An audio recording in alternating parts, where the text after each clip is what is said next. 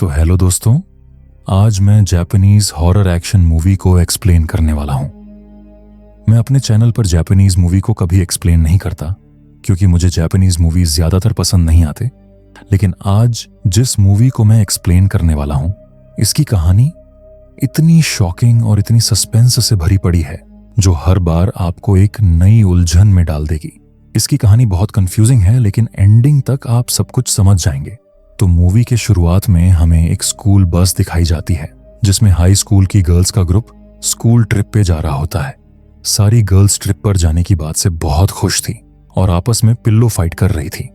उसी बस में हमें एक मित्सुको नामक लड़की दिखती है जो शांति से बैठकर पोएम लिख रही थी, जिस वजह से कुछ लड़कियां उसका मजाक बनाते हुए उसकी बुक को खींचने लगती हैं, जिससे मित्सुको के हाथों से पेन नीचे गिर जाता है। उसे उठाने के लिए मित्सुको नीचे झुकती है और तभी अचानक तेज हवा चलने लगती है, जहां इनके आगे चल रही बस के 2 टुकड़े हो जाते हैं। ये लोग कुछ समझ पाते कि तभी वो हवा इनकी बस को भी बीच में से अलग कर देती है, जिससे सारे लोग कट कर मारे जाते हैं। लेकिन मित्सुको झुकी होने के कारण बच जाती है। अपने सामने कटी हुई लाशें देखकर मित्सुको अंदर से कांप जाती है। वो समझ ही नहीं पाती कि हुआ क्या है, लेकिन वो हवा वापस उसकी ओर आने लगती है, पर मित्सुको फिर एक बार बच जाती है। यह देखकर मित्सुको डर गई थी। वो अपनी जान बचाने के लिए बस से उतरकर भागने लगती है। आगे जाकर उसे रास्ते में कुछ लड़कियां दिखती हैं। मित्सुको उन्हें चिल्लाते हुए वार्न करती है, लेकिन वो लड़कियां कुछ समझ नहीं पाती। मित्सुको किसी तरह एक लड़की को बचा लेती है, लेकिन बाकी लड़कियां बुरी तरह मारी जाती हैं। यह देखकर वो लड़की भी कुछ समझ नहीं पाती और बहुत डर जाती है। तभी आगे से कुछ लड़कियों का ग्रुप साइकिलिंग करते हुए आ रहा था। उन्हें रोकने के लिए वो लड़की आगे बढ़ती है, लेकिन वो तेज हवा उस ग्रुप के साथ उस लड़की को भी काट देती है। जिसके बाद मित्सुको जंगल के रास्ते भागती है, जहां वो एक नदी के पास पहुंचती है। वहां पर भी कई सारे लोग कटे पड़े हुए थे। मित्सुको खुद को संभालते हुए आगे बढ़ती है और अपने ऊपर लगे खून को साफ करती है और खून से भरे अपने कपड़े निकालकर वहां रखी किसी लड़की की यूनिफॉर्म पहन लेती है। फिर आगे बढ़ने लगती है। जंगल से बाहर निकलकर वो एक दूसरे हाई स्कूल में पहुंच जाती है, जहां स्टूडेंट गर्ल्स स्कूल में जा रही थीं। तब उस स्कूल की लड़कियां मित्सुको को पहचान लेती हैं और उसे नाम से भी बुलाती हैं। यह देखकर मित्सुको बहुत हैरान होती है, क्योंकि मित्सुको इन्हें नहीं जानती थी। लेकिन मित्सुको अकी नामक लड़की को पहचान लेती है, क्योंकि वो उसकी बचपन की दोस्त थी। अकी उसके साथ नॉर्मल बिहेव करती है, जैसे कि उनका रोज का मिलना जुलना हो। अकी उसे स्कूल में चलने के लिए कहती है, जिससे मित्सुको को कुछ समझ नहीं आता, क्योंकि उन दोनों का स्कूल अलग अलग था। लेकिन आकी उसे यकीन दिलाती है कि वो इसी स्कूल में उसके साथ पढ़ती है। मित्सुको को अभी भी कुछ समझ नहीं आ रहा था। वो कुछ नहीं कहती और आकी के साथ जाने लगती है। इस दौरान हम लोगों को यह भी पता चलता है कि मित्सुको और आकी लेस्बियंस थीं and they both love each other. तभी एक हवा का झोंका आता है, जिससे मित्सुको बहुत डर जाती है, क्योंकि उसे लगता है कि वो हवा सबको काट देगी, पर ऐसा कुछ भी नहीं होता। एक ही उसे संभालती है और कहती है कि वो उसके साथ इसी स्कूल में पढ़ती है। मित्सुको सारी बात आकी को बताती है, जिस पर आकी कहती है कि यह तुम्हारा एक बुरा सपना था। मित्सुको को यकीन दिलाने के लिए आकी उसे लेकर खिड़की के पास जाती है और उसे समझाती है कि ऐसा कुछ भी नहीं है जैसा तुम समझ रही हो, जिस पर मित्सुको को भी यकीन हो जाता है कि यह उसका बुरा सपना था। जिसके बाद आकी उसे लेकर स्कूल के अंदर जाती है, जहां आकी उनकी 2 दोस्त सर और ताइको से मिलाती है और हमें पता चलता है कि मित्सुको और आकी के लेस्बियंस होने के बारे में इन दोनों को भी पता था। उसके बाद ये लोग क्लास बंक करके झील के पास घूमने जाती हैं। तब मित्सुको अपने सपने के बारे में टाइको और सूर को बताती है, जिस पर टाइको कहती है कि यह सपना सच भी हो सकता है। तुम्हारे साथ किसी दूसरे यूनिवर्स में यह चीज हुई होगी। सूर कहती है कि उसने इसके बारे में पढ़ा है। उसका कहना था कि हमारी दुनिया जैसी और कई सारी दुनिया मौजूद है, जहां हमारे वेरिएंट्स होते हैं। हमारी दुनिया से उनकी दुनिया अपोजिट होती है। सूर एक पत्थर झील में फेंकती है और कहती है कि मैंने यहां पत्थर फेंका है, लेकिन दूसरी दुनिया में मैंने ऐसा ना किया हो। तभी झील से एक मगरमच्छ बाहर आता है और ताइको पर हमला कर देता है, जिससे वहां खून की धारा बहने लगती है। लेकिन यह सिर्फ सुर की इमेजिनेशन थी। सुर कहती है कि इस दुनिया में मेरे साथ कुछ नहीं हुआ, लेकिन दूसरी दुनिया में बहुत कुछ हुआ होगा। तभी उनके पीछे अचानक एक पिल्लों और चादर आती है। ये लोग उस पिल्लों से खेलने लगती हैं। सुर उसे एक फेदर से एग्जाम्पल देती है कि ये फेदर जहां भी गिरेगा वो पहले से किस्मत में लिखा जा चुका है। उसे हम नहीं बदल सकते, लेकिन हम अगर ऐसी अनएक्सपेक्टेड चीज करें जो किस्मत से अलग हो तो उसे बदला जा सकता है। इसके बाद ये लोग वापस स्कूल आ जाते हैं और अपनी अगली क्लास में बैठ जाते हैं। तभी मित्सुको को नीचे एक पिल्लो दिखता है, जिसे उठाकर मित्सुको उसे आकी की तरफ फेंक देती है। लेकिन तभी क्लास टीचर मशीन गन से सारे स्टूडेंट्स को मारने लगती है, क्योंकि उन्होंने क्लास बंक किया था। वो टीचर मित्सुको की तरफ बढ़ने लगती है, लेकिन तब तक सुर और ताइको उसे लेकर वहां से भागने लगती है और जाकर लैब में छुप जाती है। लेकिन वहां दूसरी टीचर गन लेकर आती है, जिसे रोकने के लिए ताइको आगे बढ़ती है, लेकिन टीचर उसे भी बेरहमी से मार देती है। उसकी ऐसी हालत देख सुर और मित्सुको वहां से भागने लगती है, पर टीचर सुर को भी निपटा देती है। अब मित्सुको बची हुई बाकी लड़कियों के साथ स्कूल से भागने लगती है, लेकिन टीचर अभी भी ऊपर से स्टूडेंट्स पर फायरिंग कर रही थी। ऐसा लग रहा था जैसे कोई वीडियो गेम चल रहा हो। भागते हुए एक लड़की मित्सुको से कहती है कि तुम्हें याद करना होगा कि यह सब क्यों हो रहा है। मित्सुको बची हुई लड़कियों के साथ स्कूल के बाहर आती है, लेकिन तभी वो हवा आकर उन बाकी लड़कियों को काट देती है, जिससे मित्सुको डरकर वहां से भागने लगती है।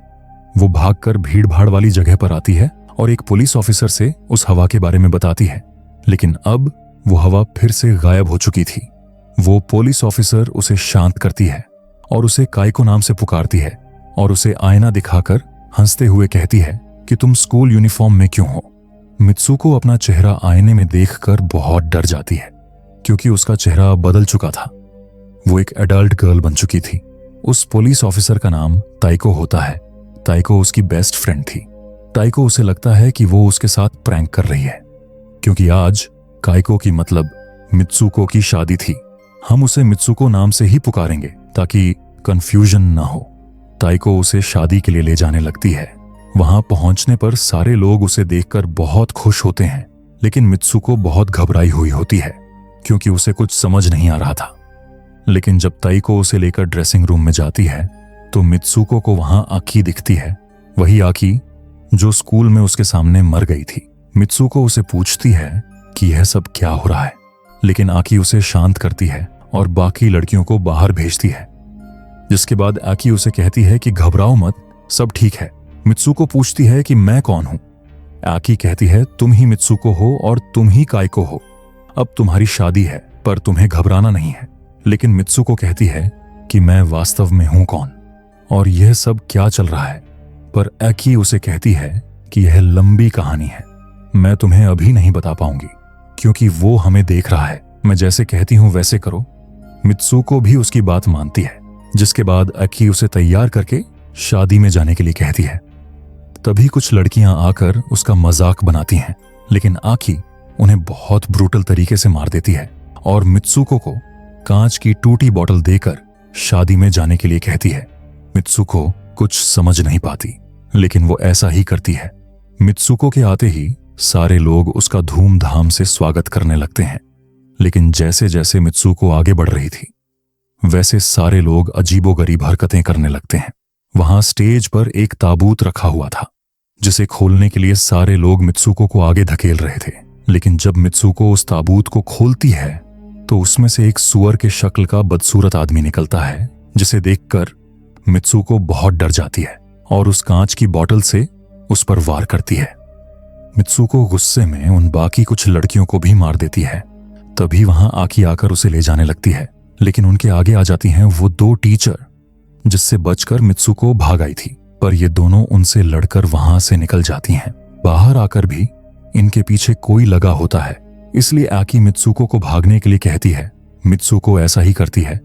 मित्सुको अपनी जान बचाकर वहां से भागने लगती है, जहां उसे रास्ते में एक लड़की मिलती है जो अब उसे इजुमी नाम से पुकारती है।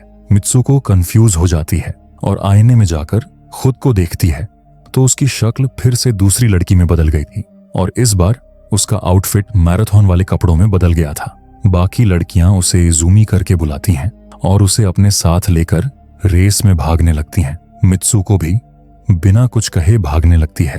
तब उस दौरान सारी पब्लिक उसे चीयर कर रही थी, लेकिन तभी हम देखते हैं कि मित्सुको के पीछे वो सुअर के शक्ल का आदमी और वो टीचर भी आ रही थी। तभी मित्सुको के पास आकी आती है और उसे दूसरी डायरेक्शन में भागने के लिए कहती है। मित्सुको ऐसा ही करती है और भागते हुए किसी सुनसान वाली जगह में पहुंच जाती है। तभी मित्सुको को वहां कुछ स्टूडेंट्स गर्ल्स दिखाई देती हैं, जिसमें से एक लड़की उसे चाकू दिखाते हुए कहती है कि तुम्हें मरना होगा क्योंकि तुम्हारे कारण सब मर रहे हैं। वो मित्सुको को बार बार कुछ याद करने के लिए कह रही थी, लेकिन जब तक वो मित्सुको को मार पाती कि तभी आकी आकर उसे बचा लेती है और उसे लेकर उन लड़कियों से दूर जाती है। इसके बाद आकी मित्सुको से अपना नाम जोर जोर से पुकारने को कहती है। मित्सुको ऐसा ही करती है और वो अचानक अपने असली रूप में आ जाती है। फिर आकी अपना हाथ आगे करती है और हाथ पर लगी वायर्स को उसे खींचने के लिए कहती है, लेकिन मित्सुको बहुत पैनिक हो रही थी। तब आकी उसे बताती है कि दरअसल हम एक फिक्शनल वर्ल्ड में हैं। किसी ने हमें इस वर्ल्ड में कैद कर दिया है और इसे सिर्फ तुम रोक सकती हो, क्योंकि तुम इसकी मेन कैरेक्टर हो। तुम ही सबको आजाद कर सकती हो, इसीलिए तुम्हें ये वायर्स खींचनी पड़ेगी। आकी के बार बार कहने पर मित्सुको डरते हुए वायर्स को खींच देती है। वायर्स को खींचते ही आकी दो हिस्सों में कट जाती है और उसके पीछे एक रास्ता खुल जाता है। मित्सुको हिम्मत करके उसके अंदर चली जाती है और अब वो पहुंच गई थी मेंस के दुनिया में, जहां मित्सुको को एक वीडियो गेम का पोस्टर दिखता है जिसमें 3 कैरेक्टर्स छपे हुए थे, मित्सुको, काइको और इजुमी। इसे देखकर मित्सुको शॉक रह जाती है। तभी मित्सुको के पास एक लड़का आता है और उसे बताता है कि तुम फ्यूचर में हो, जिसे सुनकर मित्सुको वहीं बेहोश हो जाती है। इसके बाद जब उसकी आंखें खुलती हैं तो वो खुद को एक अजीब सी जगह पर पाती है। वहां मित्सुको को कुछ लोगों की मूर्तियां दिखती हैं और वो लोग वही थे जिनसे वो उस फिक्शनल दुनिया में मिली थी। मित्सुको आगे बढ़ती है और अब होता है सबसे बड़ा खुलासा। मित्सुको को वहां एक बूढ़ा आदमी दिखता है जो वीडियो गेम खेल रहा होता है और उस वीडियो गेम में वही सीन होते हैं जो मित्सुको के साथ हुए थे। उस गेम में वही 3 कैरेक्टर्स होते हैं, मित्सुको, काइको और इजुमी, जिन्हें ये बूढ़ा आदमी कंट्रोल करके खेल रहा था। इसके बाद वो बूढ़ा आदमी मित्सुको को सच्चाई बताता है। वो कहता है कि तुम्हारी मौत कब की हो चुकी है। उसने मित्सुको और उसके दोस्तों का डीएनए इस्तेमाल करके ये वीडियो गेम बनाया था और वही इन्हें कंट्रोल कर रहा था। ये देखकर मित्सुको को शॉक लग जाता है। तभी वहां एक लड़का आता है जो दिखने में उस बूढ़े आदमी का यंगर वर्जन लग रहा था।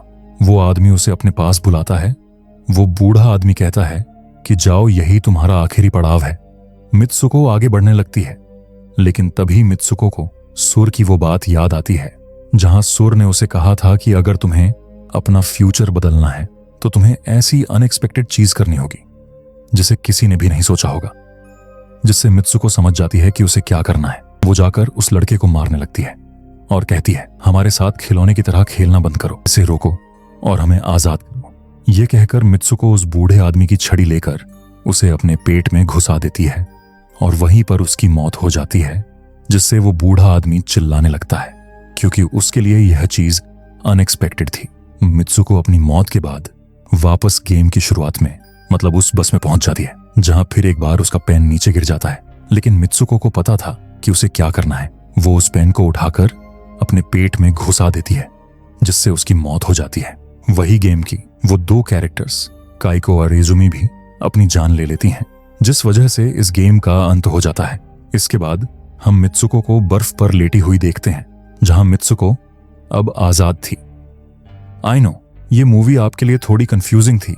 दरअसल ये मूवी जापानीज कल्चर और वहां के लोगों के विचारों को दर्शाती है, जहां कैसे सोसाइटी के लोग लेस्बियंस को एक्सेप्ट नहीं करती और उन्हें बाकी लोगों से हमेशा अलग माना जाता है। और यही हमें मूवी के कई सीन से समझाया गया है, जैसे सोसाइटी लेस्बियंस विमेन को कैसे शादी के लिए प्रेशराइज्ड करती है, बिना यह सोचे कि उनके लिए यह एक बुरे सपने की तरह है।